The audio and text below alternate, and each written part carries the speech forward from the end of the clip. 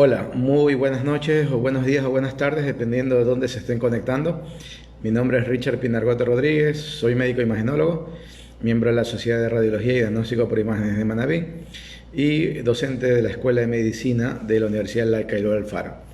Llevamos adelante estos videos desde mediados de marzo con el propósito de compartirles a ustedes información que tiene carácter científico, carácter médico, de divulgación científica en relación con el COVID-19, con el SARS-CoV tipo 2, con esta pandemia que de una u otra manera a todos nos afecta, viviendo esta cuarentena que estamos viviendo. El propósito también es de desmitificar, destruir, de totalmente sacar de atención la presencia de bulos, fake news o aquellas noticias que llegan a sus dispositivos y que producen sin lugar a dudas momentos de intranquilidad, de desasosiego y de angustia.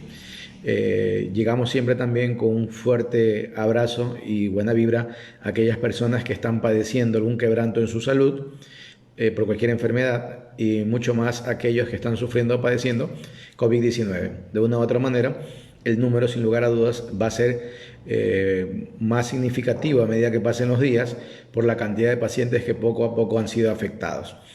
Y obviamente que aquellas personas que están padeciendo otra patología, de pronto en otras circunstancias, no viviendo en esta cuarentena ni con esta pandemia, su dolencia pudiera haber sido controlada de otra forma.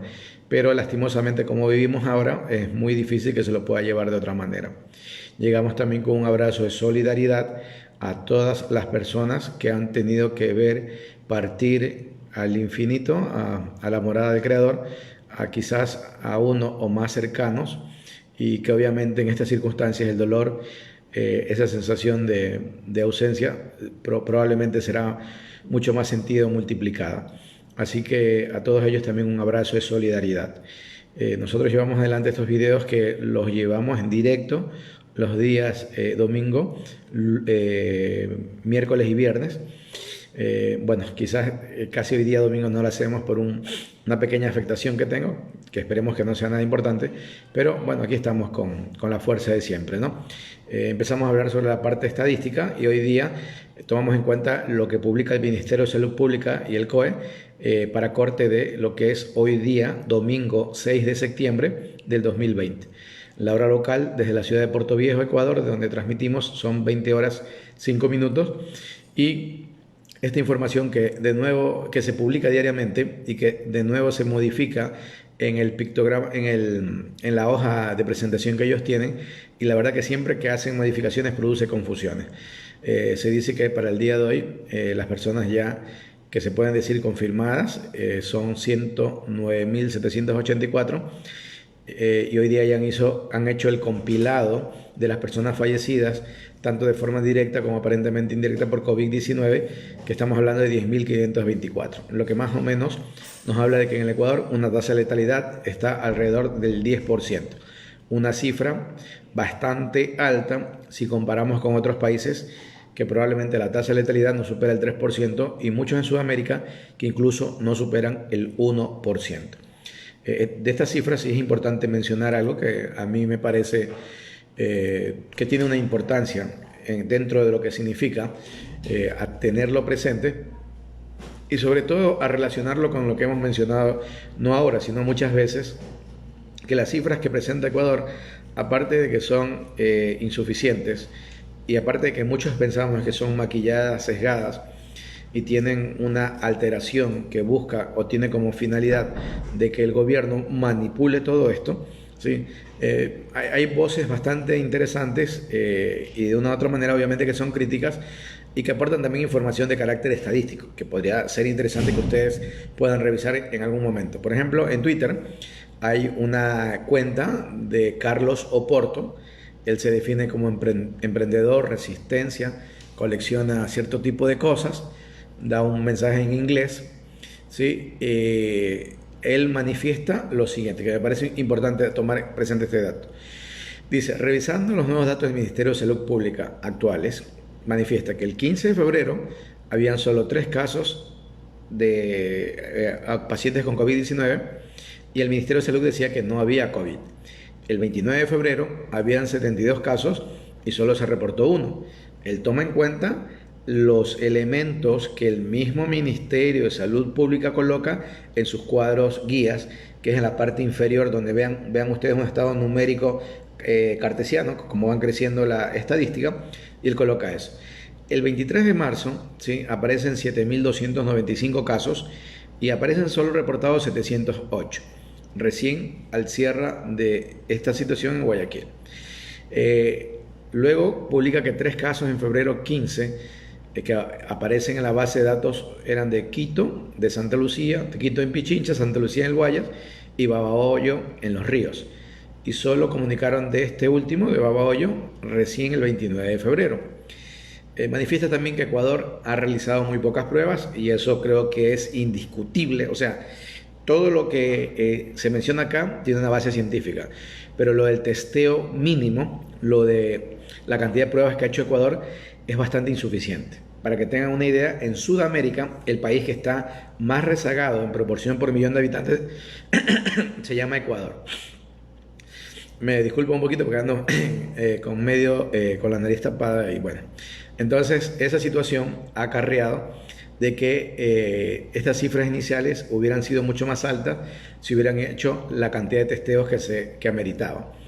Bueno, a partir del 23 de marzo comienzan a aparecer los fallecidos e incrementarse en todo Ecuador, especialmente en el Guayas, Los Ríos, Manabí y Santa Elena, y Pichincha en menor caso. En los primeros días de abril fallecían más de 1.000 personas diarias en Ecuador, cuando lo esperable era que no fallecieran más de 200. O sea que ya había un exceso de 800 personas fallecidas por día. O sea, todo esto es importante entenderlo porque habla simplemente de la casuística lógica y de la cantidad de eventos que se fueron suscitando y que de una u otra manera nosotros podemos afirmar ahora la manipulación mediática que ha ocurrido en el país en cuanto a los datos. Y obviamente los datos solamente son referenciales porque el sesgo, la manipulación, el maquillamiento de cifras no es más que evidente. Es reprochable la forma como lo han hecho. Y así el ministro de Salud se atreve a decir que Ecuador es un ejemplo del mundo. Yo digo, por ejemplo, de lo malo, pues no, porque es la única manera de entenderlo. En abril 4, para tener una idea, fallecieron 1.098 personas. Para abril 4 ya habían 10.385 personas en exceso fallecidos en todo Ecuador. Ojo, escuchen este dato. Para el 4 de abril ya teníamos más de 10.000 fallecidos en exceso. Pero el COE nacional solo reportó 172, de los cuales 122 de Guayas, que era donde en ese momento, si ustedes recuerdan, en abril se estaban librando unas batallas feroces entre la salud pública y las personas que veían cómo se morían su gente y tenían que acudir a cuestiones extremas como dejarlos que quedaran fallecidos dentro de sus casas, en sus veredas, en los portales, en fin, en todo este tipo de cosas. Déjenme ver si busco algo que ando con un problemita gripal, que espero yo no sea COVID, pero bueno, estoy con un pequeño problemita gripal. Entonces, este dato que él coloca está basado en la estadística que el mismo Ministerio de Salud Pública, ya consolidando con el registro civil, lo tiene publicado. Por lo tanto, si ustedes quieren inteligenciarse más sobre el asunto, pueden ir a Twitter y buscar la página o el usuario Carlos Oporto, que tiene como usuario @carlosoporto, y ahí pueden también ir llevando estos datos de una forma más personal y ustedes lo vayan observando. Entonces, para que se den cuenta, como yo siempre vengo insistiendo, de que lo que nos niega el país, al menos internacionalmente, lo tienen muy claro. Y saben que las cifras nuestras están alrededor de un 4 a 6 veces más de las que se han podido publicar. A nivel mundial, ya estamos hablando de que estamos tocando los 27 millones de casos de personas contagiadas, que es una cifra bastante extrema, por no decir otra cosa, y ya hay más de 881.314 personas contagiadas. Estados Unidos, que está en primer puesto, tiene más de 6.274.000. Brasil, que prácticamente está con un empate técnico con la India, tiene Brasil 4.123.000 y la India 4.113.000. Es muy probable que entre mañana y pasado la India supere en el número de casos a Brasil. Y sobre la India ya vamos a tocar un detalle en unos minutos para que vean cómo se están dando las cosas allá. Rusia superó el 1.022.000 pacientes. Perú se encuentra quinto con más de 683.000, Colombia sexto con más de 658.000, Sudáfrica séptimo con más de 638.000, México octavo con más de 629.000, España noveno con más de 498.000, Argentina décimo con más de 478.000. En el puesto 11 está Chile con más de 422.000, Irán en el 12, Reino Unido en el 13, Francia en el 14, Bangladesh en el 15. Arabia Saudita en el 16, Pakistán en el 17, Turquía en el 18, Italia en el 19 e Irak en el 20. Luego Alemania, que ya bajó al 21, Filipinas al 22, Indonesia al 23, Ucrania al 24, Canadá al 25. Israel se mantiene en el 26, Bolivia con 120.000 tiene 27, Qatar nos superó a nosotros en teoría, en el puesto 28 con más de 120.000 y Ecuador en el puesto 29 con más de 118.000. Cerrando el puesto 30 se encuentra Kazajistán, en el puesto 31 está Egipto, en el 32 República Dominicana, en el 33 Panamá, en el 34 Rumania, en el 35 China y muy cerca de este se encuentra Kuwait en el 36. China tiene ya 90.046 pacientes y Kuwait 89.582. En el 37 está Bélgica, en el 38 Oman, que llegan a 87.000, y Suecia en el 39 con 84.000. Es muy probable que estos dos países superen a China en el transcurso de unos 3 a 4 días, por la escalada de números de pacientes que han tenido. En relación a ello también siempre es importante hablar del número de fallecidos que tenemos, y hoy día hemos incluido una lista de países, India y Rusia, para que se den cuenta cómo se está dando a nivel mundial lo de los fallecidos. Cuando Estados Unidos superaron los 6.200.000, ya tenían 188.909 personas fallecidas. Brasil, con 4.123.000, tiene 126.203 personas fallecidas. La India, que tiene más o menos un número similar, 4.113.000, tiene 70.626. Prácticamente la India tiene un 40-50% menos que lo que tiene Brasil de personas fallecidas, en casi el mismo número de personas afectadas. ¿Qué significa? Que la India está llevando las cosas, al menos en cuestión de letalidad, de mejor manera. Y para que tengan otra idea, aquellos que han discrepado tanto sobre la vacuna que viene de Rusia, etc., Rusia, que ya superó el millón de personas contagiadas, tienen 17.678. ¿Qué significa esto? Que Rusia tiene una tasa de letalidad aproximadamente del 1.6-1.7%. Ecuador la tiene alrededor del 10%, para que vean la diferencia entre los países. Perú, con más de 683.000, tiene 29.687. Colombia, con más de 658.000, tiene 21.156. Otro país que lo está pasando mal, al menos por letalidad, es México, que con 629.000 tiene ya 67.326, aunque en México la cifra últimamente no está creciendo a ritmo tan acelerado como Perú y Colombia, pero la tasa de letalidad es alta. Y lo interesante en México es que ya está probando estudios de fase 3 de 2 vacunas, la rusa y otra vacuna más. Argentina, con más de 478.000, tiene 9.859. Chile, con 422.000 tiene 11.592. Bolivia, con más de 120.000, tiene 5.398. Ecuador, con más de 109.000, tiene 10.524. Escuchen esta cifra. Nosotros, casi con un poco menos el número de Bolivia, tenemos el doble de fallecidos. Bolivia es una nación que las cosas la ha hecho muy mal. Entonces, con el doble de fallecidos, nosotros nunca podríamos decir que hemos hecho las cosas ni medianamente bien, ni siquiera mal, ni siquiera muy mal. Nosotros lo hemos hecho extremadamente mal, para que tengan una idea. Porque incluso los países que lo han hecho mal tienen mejores índices que nosotros. Eso es muy importante entender, porque si viene un ministro de salud hablando de esto y diciendo que nosotros somos un ejemplo, lo mínimo que debería recibir él es la condena pública. E incluso esto tendría que venir de los medios de comunicación que permanecen silentes, que permanecen callados, aupados en todas las prebendas que tienen al lado del gobierno y que no les interesa que este tipo de cosas se digan como se tienen que decir. Pero la realidad de todo es que el Ministerio de Salud Pública, por sus autoridades, y el gobierno como tal han hecho de lo que fue la pandemia, que en todos lados fue un desastre o fue algo extremadamente complicado, han hecho todavía peor, ¿sí? Y eso es lamentable, lamentable como país, lamentable que alguien se preste, ¿sí? Alguien que se dice que es médico se preste para vilmente crear mentiras, para estrenar un título de mitómano profesional, solo disputado o ganado nada más por el que funge de presidente, pero de ahí a las luces de las cosas y a la cuestión incluso de la estadística que ellos mismos manejan, los datos son extremadamente horripilantes. Y nuevamente, Argentina tiene 478.000 contagiados. Escuchen, Argentina tiene 478.000 contagiados. Ecuador tiene 109.000, 4 veces menos.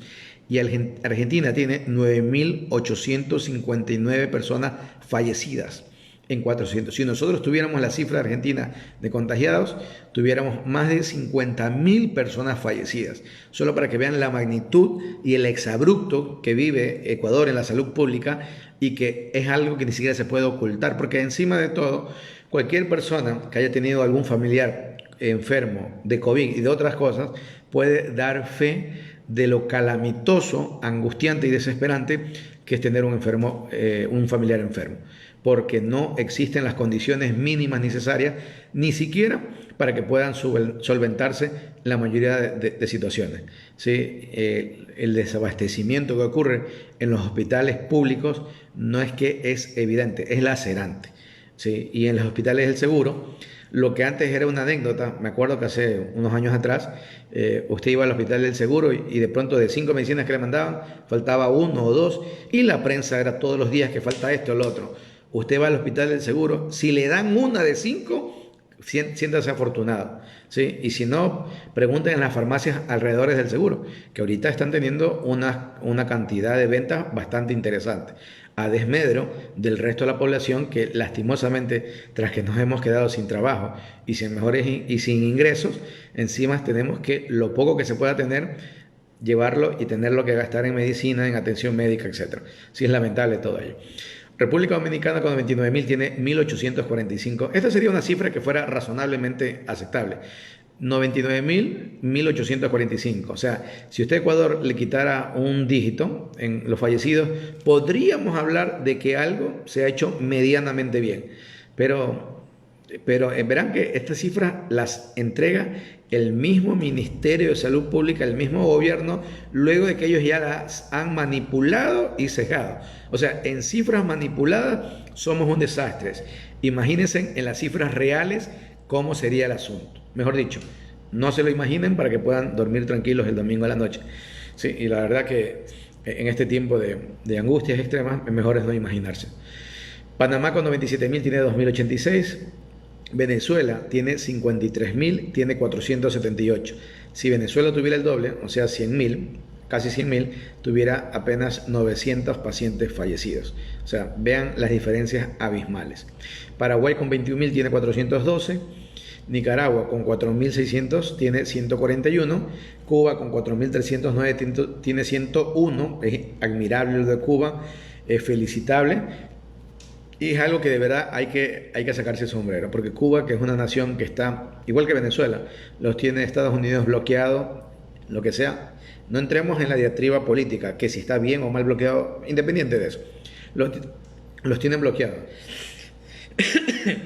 Los tienen bloqueados y sin lugar a dudas, aún bloqueados, la respuesta que han dado en cuanto al sistema de salud y a la salud pública es más que admirable. Entonces, en relación a ello, tenemos que estar muy claros que no se trata a veces ni siquiera, ¿sí?, de tratar de dar propaganda o esto o lo otro, sino de ver los resultados. Y ya les puedo decir, y yo les dije desde el mes de marzo, hay algo que, independiente del que gobierno, y entre las cosas que yo manifestaba, el gobierno que en ese momento, en marzo, yo ya le decía, el gobierno ha demostrado ser negligente, ineficiente, corrupto y mentiroso y traidor, entre tantas cosas, ¿sí?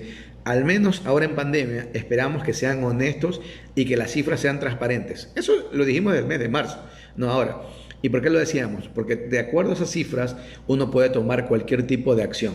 O sea, se trata de ser muy objetivos con las cifras, muy éticos con las cifras, muy legales con las cifras, porque eso se llama, eso en epidemiología se puede tomar atención a la salud pública. Las decisiones que emanan esas cifras, ¿sí?, sirven para generar política de salud y de una otra manera para modificar cualquier cosa. Pero las cifras se manipularon desde el principio, ahora mucho más todavía, y aún manipuladas las cifras son un desastre.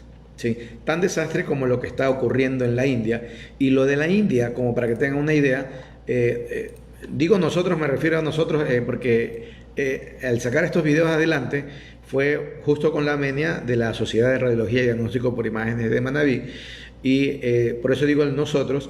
Entonces nosotros cuando comenzamos a manifestar esto, y bueno, el caso de la India, ¿se acuerdan que la India, no sé si ustedes recuerdan, que se hizo muy evidente en el radar nuestro en el día 15, perdón, cuando estaba en el puesto 15, y cuando ya entró en el puesto 10, yo dije, uy, atención con la India, porque por la población que ellos tienen, es una población significativa, son más de 1.000 millones de habitantes, que si lo comparo con Brasil, ¿sí?, que la cifra es la quinta parte de ellos, yo les decía, de lo de la India es de preocuparse, porque la población que tiene haría pensar que en algún momento comienza a crecer. Y no se extrañen que la India empate a Estados Unidos, no se extraña. Y probablemente hasta lo supere. Y de pronto la India se va a convertir de una u otra manera en el epicentro luego de todo el problema del COVID-19. No sería nada extraño. La India registró récord mundial de contagios con coronavirus en un solo día. Las autoridades sanitarias de la India informaron más de 90.000 nuevos contagios en las últimas 24 horas. O sea, todo lo que en teoría tenemos nosotros de contagiados durante todos estos meses, la India lo hizo en un solo día. La cifra exacta fue de 90.632 al domingo 6 de septiembre. Y con ella, el país asiático registró un nuevo récord mundial de infecciones en un solo día. Además de los miles de contagiados, también hubo 1.065 nuevos muertos a causa de la pandemia. Estos últimos datos de la India afianzó en el tercer país más afectado por el coronavirus a nivel mundial, con 4.1 millones de contagiados y más de 70.000 muertos. Al lado de recuperados, hay que decir que en las últimas 24 horas también hubo un récord, más de 70.000.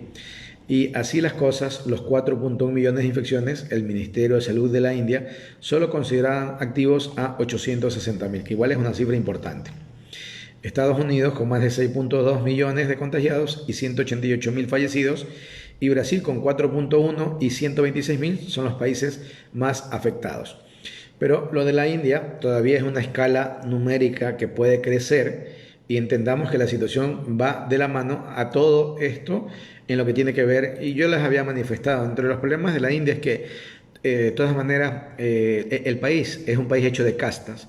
O sea, por una cuestión cultural religiosa, existen lo que se llaman castas, donde hay castas que son poderosas, que serían clases, como clases sociales, y obviamente eso determina que las castas inferiores vivan en lugares más insalubres, vivan en hacinamiento, y obviamente si usted vive en esas condiciones, con que llegue una persona infectada, infectará a 10, a 20 de un solo golpe, y los casos que se multiplican son de esa manera, exponencialmente, a diferencia de otros países. Así que lo de la India ya lo habíamos mencionado y simplemente estamos comentando lo que ha ocurrido. Ahora, en cuanto a la prevención del COVID-19, porque hay gente que se opone a las medidas que han demostrado salvar vidas, ¿sí? Y eso sobre todo lo vemos en Estados Unidos, en algunos países que hablan de libertades, entre comillas. Se sabe, por ejemplo, que usar el cinturón de seguridad o tapabocas ayuda a salvar vidas, o mascarillas, que decimos acá en Ecuador, o los barbijos, como los dicen en Argentina. Entonces, ¿por qué alguna gente se niega a usarlos o incluso protesta contra las leyes que los vuelven obligatorios? Alguien dice, yo sencillamente los odio. Creo que los odio porque uno tiene que usarlos, es como que tienes que ponértelos, por eso no los quiero. Hay alguien que dice, creo que sin importar si eres hombre o mujer, es un tema de dominancia, ¿sí? Contesta un hombre que está al lado de alguien que le pregunta. Y alguien dice, yo estoy a cargo y tú no me dices qué tengo que hacer. Son el tipo de razonamientos que pueden esperarse de manifestantes que se niegan a usar mascarillas cuando están en un espacio público durante la pandemia. Su objeción no tiene que ver solo con la comodidad o con el escepticismo acerca de que si se pueden salvar vidas, es también un resentimiento porque las autoridades le dicen que tienen que hacer. Salvo que estos entrevistados no estaban solos por las leyes que obligan al uso de mascarilla en muchos países. Estaban hablando, por ejemplo, del cinturón de seguridad. Habían conductores británicos que admitieron no usar el cinturón de seguridad en el auto en el 2008, a pesar de que era un requisito legal utilizarlo en asientos delanteros desde 1983 y en el asiento trasero desde 1991. Es una comparación popular porque la comparación entre las protestas por las mascarillas y los cinturones de seguridad es bastante popular, por decirlo de alguna manera, ¿no? Famosos las utilizaron para demostrar que siempre existieron personas que se oponen, y los medios la han empleado de un intento de explicar el origen de las protestas contra unas medidas que podría ayudar a controlar la propagación de la pandemia. Pero la introducción de las leyes para los cinturones de seguridad fueron menos directas que los requisitos para usar mascarilla. Fue un proceso complicado y lento. Pero hay muchos que podemos aprender de la implementación de las leyes para los cinturones y otras intervenciones en salud pública. Porque, por ejemplo, parece haber diferencias en la adopción de las reglas en distintos países. ¿Y por qué alguna gente está dispuesta a desafiar una medida sanitaria que seguramente salvará vidas? Mientras que la evidencia sobre los cinturones de seguridad es innegable, hubo un tiempo en que su implementación se veía incierta. Fabricantes de autos, compañías de seguros, legisladores, políticos y conductores, todos ellos tenían sus propios intereses en estas leyes. Para los fabricantes el problema era el costo. En ese momento esperaban que los cinturones se hicieran obligatorios porque era mucho más barato que colocar bolsas de aire o airbags y la otra tecnología para que algunos hacían campaña. Los motoristas estaban más interesados en la comodidad. Había un sondeo que encontró que el 86% de norteamericanos reconocía que los cinturones de seguridad salvaban vidas, mientras que solo el 41% de ellos los usaban. Otros sondeos mostraron que el porcentaje aún era más bajo en otros países. Mientras que el 65% de estadounidenses estaban en contra de que fueran obligatorios por razones de comodidad. Las aseguradoras preferirían los airbags a los cinturones. El beneficio de los primeros es que son pasivos, están allí para salvar tu vida cuando haga falta. Si un auto viene con un airbag, generalmente el conductor no tiene opción de usarlo o no, lo cual reduce las heridas y muertes por accidentes y por ende los gastos de aseguradoras.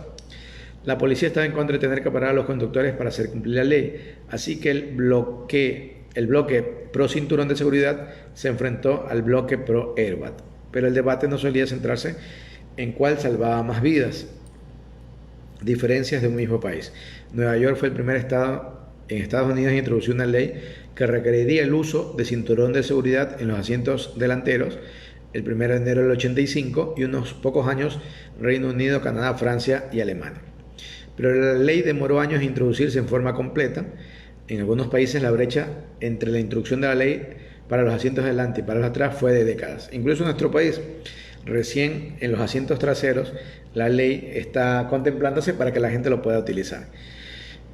Bueno, hay un contexto cultural de todo esto y de todas las demandas, de todas las situaciones, pero lo real que en el país que se llama de las libertades, como es Estados Unidos, hay grupos que también están en contra de esto, de políticas de salud que de otra manera nos cuidan a todos.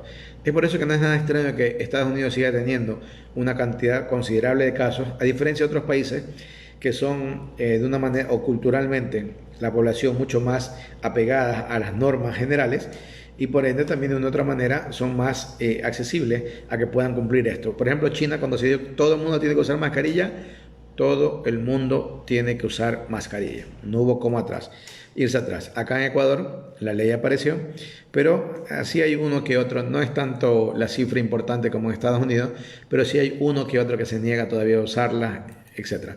A pesar de que hay muchas ya multas y llamados de atención y usted no puede entrar en ningún sitio si no tiene que ir con mascarilla. Por ejemplo, en consultorios privados, sí, es obligatorio la utilización de mascarilla, el distanciamiento social y bueno, incluso en algunos lados hasta el control de la temperatura. Lo del control de la temperatura para lugares grandes me parece una medida certera en determinada manera, pero en consultorios médicos, obviamente que no se puede implementar tal como tal, porque una persona que ya en consultorio médico puede que vaya enferma, no necesariamente COVID-19, puede ir enferma a otro lado. Entonces, lo de la temperatura tiene que tomarse con pinzas en esos sitios. En los otros está bien que quede allí. Muy bien, y otro artículo que también se publica ahora de si es posible saber cuál país está haciendo lo correcto, y aparecen los dilemas éticos con los que la pandemia COVID-19 nos está enfrentando. Pues bueno, son reflexiones que aparecen en el debate político, en las conversaciones cotidianas. ¿Sí? En esas opiniones, entre esas situaciones hay muchas opiniones y no hay una sola respuesta. ¿Sí? La pandemia nos ha puesto cara a cara con dilemas éticos complejos. Hay mucho paralelismo con las profundas y difíciles preguntas que enfrentan a los países cuando están en guerra. Esto ha señalado Wilkinson. La prioridad tiene que ver con salvar vidas. Esto destaca este profesor que ha hablado con los que lo entrevistan. Y el desafío fundamental es lo que están enfrentando los gobiernos. En cierto sentido, son problemas en los que las sociedades tienen que lidiar todo el tiempo, cómo equilibrar las diferentes y algunas veces contrapuestas necesidades de su población. Interesante aquello. Eso implica hacer sacrificios, buscar soluciones intermedias entre el bienestar de unos y de otros. Por ejemplo, entre las personas de riesgo de contraer COVID-19 versus otros miembros de la sociedad y los efectos en su bienestar desde la perspectiva económica y de empleo. En ese sentido, vean que debería priorizarse el teletrabajo a personas que son vulnerables. Estamos hablando de grupos que tienen más de 60 años, que tienen diabetes, hipertensión u obesidad, que obviamente es el grupo mayoritario de personas vulnerables, y de ahí comenzar a discernir la lista de otras personas. Así que de una otra manera, todos los conflictos que podríamos tener acá también en el país, también se lo han planteado en otros sitios. Muy bien, hoy día voy un poquito más acelerado, porque tengo las narices tapadas y se me está dificultando poder hablar, así que bueno, espero que me sepan entender. Y hay algo que también quería mencionarles sobre que publica una persona que se dedica específicamente a esto, un investigador. Es un investigador que hace estudios sobre virus, hace divulgación científica, y él manifiesta de que lo ideal sobre el coronavirus, lo ideal para su propia subsistencia sería que el virus se comience a transformar y que poco a poco casi no enferme, o al menos no sea tan letal como en algunos países lo está haciendo. Entonces ha publicado incluso 2 libros que me parecen bastante interesantes. Uno se llama Un día en la vida de un virus, habla del ADN de la pandemia, que suena bastante bien, y otro que habla cómo el coronavirus no es un enemigo, y comienza a hacer un análisis desde el punto de vista virológico, desde el punto de vista epidemiológico, y esto lo podríamos tratar, si Dios mediante estamos bien, el día miércoles, y hablarlo con mayor detalle, ¿sí? Y bueno, yo creo que de las cosas mencionadas hoy día, interesante entender cómo en el mundo, en el planeta Tierra, lejos de que termine el problema, se mantiene y con unas medidas de crecimiento bastante importantes, de crecimiento del número de casos y de crecimiento también del número de fallecidos. Para que tengan una idea también, acá en el país, lo que tiene que ver hoy día, el día de hoy, y según datos que publica el mismo Ministerio de Salud Pública, que eso es importante entenderlo, ya el día de hoy la provincia con mayor afectación de casos es Pichincha, con el 22.8% de los casos. Y segundo ya está Guayas, con 17.4%, cuando teníamos presente siempre Guayas, que tenía el mayor número. ¿Qué significa esto? Que lo que ha pasado en Pichincha, ¿sí?, llegó a tener o llegó a presentar, al menos el número de afectados, la misma cantidad de pacientes de lo que tuvo Guayas, salvo que el número de fallecidos no fue igual que lo que hizo Guayas. ¿Por qué? Entre otras cosas, porque ahora nosotros tenemos mejores herramientas para poder tratar a los pacientes con COVID-19. Tenemos mejores terapéuticas, tenemos mejores cosas que hacer, que interactuar. Por ejemplo, yo que estoy medio agripado, imaginémonos que yo tuviera COVID-19 y yo ya tengo medicina que puedo comenzar. Estoy respirando un inhalador que tiene eucalipto, ¿sí? Aunque parezca mentira, el eucalipto no pasará a ser inhalaciones completas, pero el eucalipto sí ha demostrado que de una otra manera en nebulizaciones, cuando el problema está presente, sí podría ser un soporte, sí podría ser una ayuda, ¿sí? Pero no hacer nebulizaciones a cada rato como profilaxis, como preventivo, eso no sirve. El eucalipto, o sea, las infusiones que se hacen tipo de nebulización, podría ser un coadyuvante, podría ser parte de todo un aparato de elementos que podrían de una u otra manera también ser un facilitador para que el problema no se exacerbe. Pero les manifestaba lo de Pichincha, que a pesar de tener una tasa de contagio ahora más que la de Guayas, sin embargo, el número de pacientes que han fallecido, si lo comparo con los meses de abril de Guayas, es muy diametralmente opuesto. Sí, ha muerto mucha gente, pero no en la escalada que tuvo Guayas. Y ya les manifiesto. ¿Por qué? Porque nosotros sabemos cómo tratar de mejor manera a los pacientes con COVID-19. Tenemos mejores herramientas terapéuticas, tenemos mejores situaciones y sabemos que hay cosas que ya no sirven. Por ejemplo, la hidroxicloroquina sabemos que no sirve, cuando en algún momento a todo el mundo se le da hidroxicloroquina. Y ahí sí sabemos otros elementos que sí sirven y sabemos en qué momentos utilizarlo.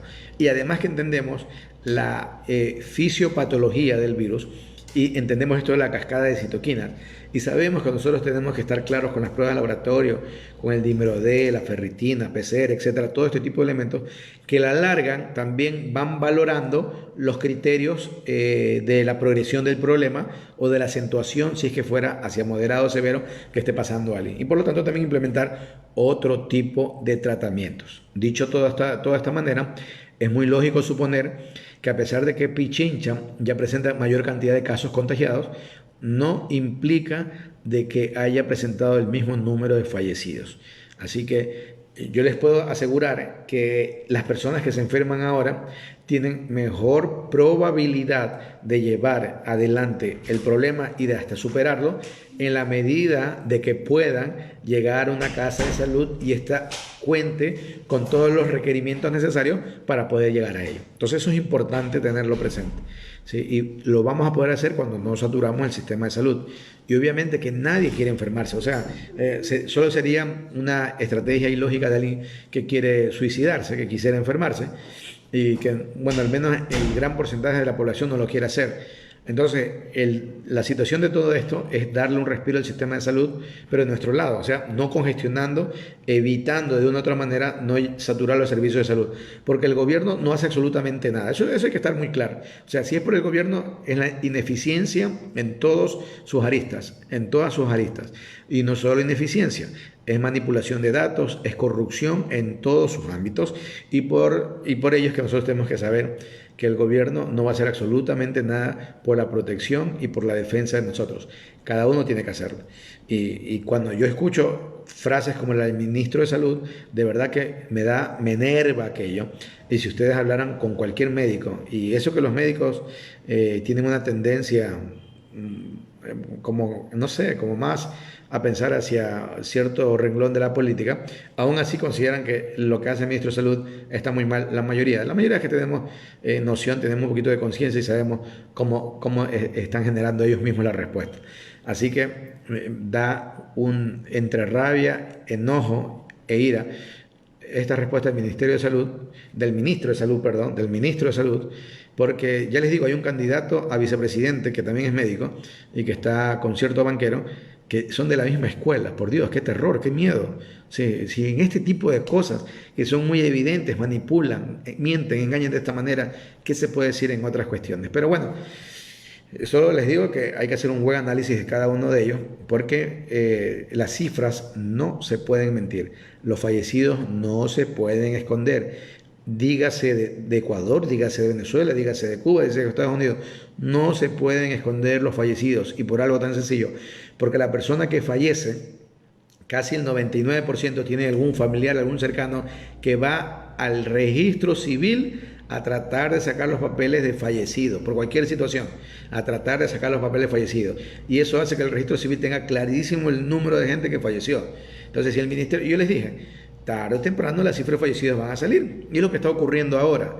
Y así como les digo, no ahora, sino desde hace un tiempo atrás, tarde o temprano, esta gente que está en el gobierno va a tener que pagar con la justicia. Sí, ahora la justicia es hiper, mega, super manipulada. Como ustedes ven, todos están enfrascados en tratar de culpar a un expresidente, ¿sí?, de lo que pudo o no pudo haber hecho. Y nada más, se olvidan del resto de cosas. Porque no hay otros juicios, no hay otras cosas, nada más, están manipuladas. Y eso, cuando cambien este gobierno, independientemente de quién sea, van a darse cuenta cómo va a cambiar absolutamente todo y van a comenzar a aparecer, si ahorita aparecen actos de corrupción todos los días, van a aparecer cosas que ni siquiera uno se imagina. Y para que tengan una idea, vamos a suponer que en la parte médica, estoy hablando de suposición, vamos a suponer que en la parte médica se hayan desaparecido misteriosamente 100 millones de dólares. Es una suposición, un ejemplo, y voy a ponerme el país llamado el país cuántico. En el país cuántico se perdieron 100 millones de dólares en la salud. Ese país cuántico pagó deuda externa anticipada con bonos del 2021, 2022 y 2023 por más de 1.000 millones de dólares, ¿sí?, favoreciendo a gente que compraron esos bonos al 30% del valor de mercado y pagándoselo al 100%. O sea, en esos más de 1.000 millones de dólares, ellos 700 millones le dieron de ganancia a grupo de bonos, de tenedores de bonos, que coincidencialmente podrían ser banqueros, sí, que coincidencialmente podrían ser gente afín al gobierno de este país cuántico.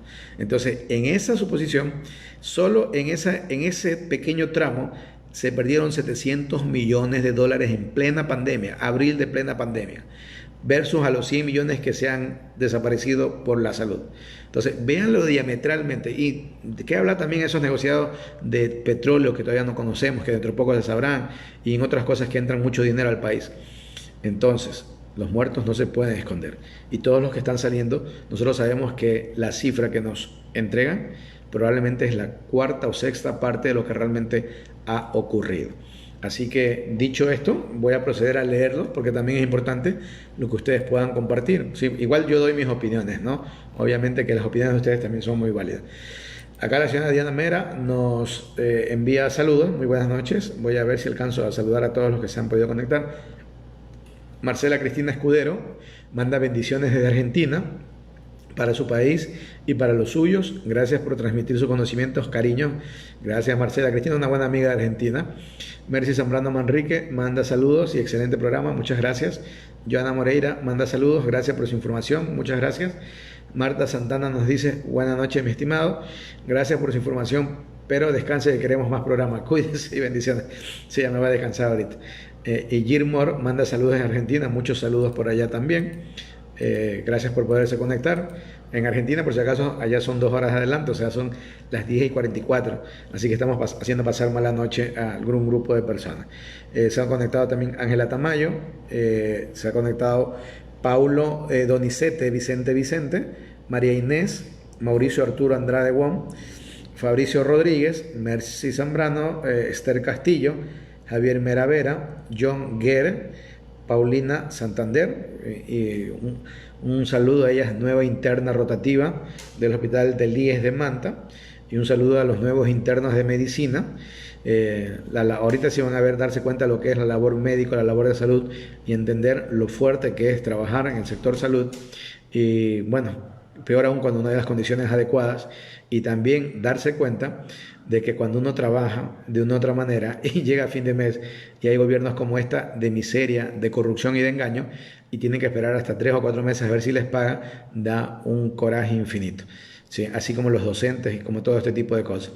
Porque para pagar deuda externa sin tener dinero, esto es miserable. Para a los docentes, sobre todo, a mí me da una pena con los docentes, porque yo veo el trabajo sacrificado de ellos. Obviamente el sector salud también, pero siempre lo mencionan. Pero a los docentes también, que los tengan impagos, ¿sí? A funcionarios públicos que los tengan impagos, me parece una tamaña estupidez de esto. Debería exigírseles que primero se les pague a ellos y luego cobren ministros, presidentes, etcétera. Primero que se paguen a los docentes, al personal de salud, e incluso al personal general estatal, por supuesto, ellos tampoco tienen culpa de nada, y luego se piense cualquier otra cosa. Y bueno, yo también trabajo como docente y me ha tocado también padecer, pero obviamente que no es que sea mi primer motivo de ingreso. Sin embargo, sí me da un poco de fastidio, porque uno como docente, la verdad que en las clases virtuales uno le ha tocado entregarse mucho más. Y todas las personas que hacen clases virtuales creo que van a compartir conmigo. Entregarse más, buscar estrategias, idearse cosas y de una otra forma. Y yo les puedo decir por mis alumnos, pero yo hablo de alumnos de medicina, o sea, alumnos de 22, 23 años, porque doy el quinto semestre. Yo me he dado cuenta porque yo les tomo pruebas, les tomo lecciones incluso face to face, cara a cara, lecciones orales, y me doy cuenta que ellos sí han aprendido lo que dentro de mi esquema de aprendizaje intenté que ellos estuvieran presentes. O sea, al menos por mi cátedra, ellos no han sentido diferencia entre lo que ha ocurrido en la pandemia versus esto. Pero obviamente hemos tenido que inventar muchas cosas. Y ni qué hablar con las personas que son de profesoras de la preprimaria, de la primaria, secundaria, en fin, donde es más complicado tener a los chicos conscientes, interactuando y todo eso. Así que de verdad lamentable por estas situaciones. Silvia Espinosa nos manda saludos, no hay de qué. Y Gilmore dice, estoy de guardia. Bueno, adelante, mucha fuerza. Creo que en Argentina en esta época, septiembre, ya está haciendo menos frío. En julio y agosto son épocas muy frías allá, porque es el invierno austral.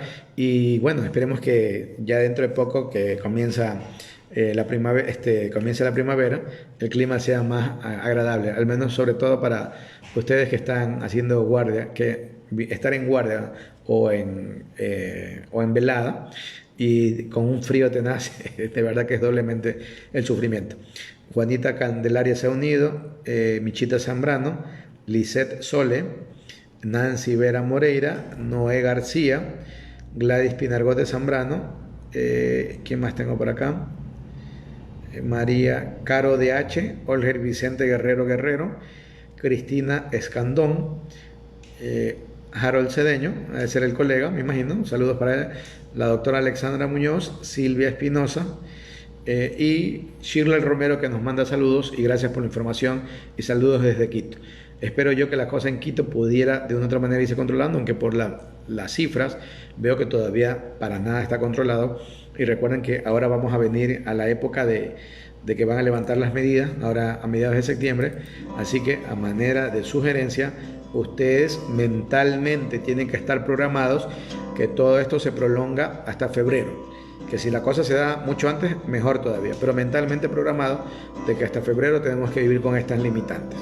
Porque ahora la única forma de que la familia esté bien es protegiéndose uno. No hay otra manera, ¿sí? Así que si ya Ecuador está viviendo la doble pandemia, una pandemia llamada COVID-19 y otra llamada Lenin Moreno Garcés y todos sus ministros ya llegados, ¿sí? La gente que de una u otra manera la ha favorecido, que está ahí en medios de comunicación, etcétera, pues bueno, de nuestra parte pongamos la cuestión positiva y de una u otra manera hagamos todo lo que se tiene que hacer para protegernos, eso es importantísimo. Así que sin esto, el día de mañana, lunes, espero que puedan tener un buen inicio de semana y que la misma sea muy productiva, positiva y que puedan de otra manera buscar mecanismos para poder solventar su situación económica, que puedan aparecer actividades nuevas que puedan llevar adelante y solventar sus gastos de corazón, ¿sí? Y no se olviden, a la gente que es emprendedora y sobre todo, no sé, en las comidas, yo cuando se puede procuro a la gente que están creando estas cosas de comida siempre consumirles de una u otra manera, porque al menos mi pequeño granito de arena para que de una u otra manera el dinero circule, ¿sí? y podamos subsistir, a diferencia de lo que hacen los banqueros. Nosotros en la clase media sabemos que circulando entre nosotros el dinero nos hacemos un bien. Los banqueros lo único que hacen, aparte de sabotearnos económicamente, es coger el dinero y llevárselo afuera, ¿sí? Y así quieren que se voten por ellos. Hay que tener mucho cuidado de eso, hay que tener mucho cuidado, ¿sí? Hay que tener mucho cuidado, porque dentro de lo que tenemos que hacer para cambiar todo esto es saber elegir bien. Así que dicho esto, les mando un gran saludo, muchas bendiciones, muchos buenos deseos, y si Dios lo permite, el día de miércoles estamos con la salud normal, o al menos medianamente bien, estaremos por acá. Si no, ahí estaremos escribiendo, y bueno, Dios mediante, si las cosas se dan así, ahí estaremos. Bendiciones y que todo pueda ir muy bien. Buenas vibras. Chao, chao.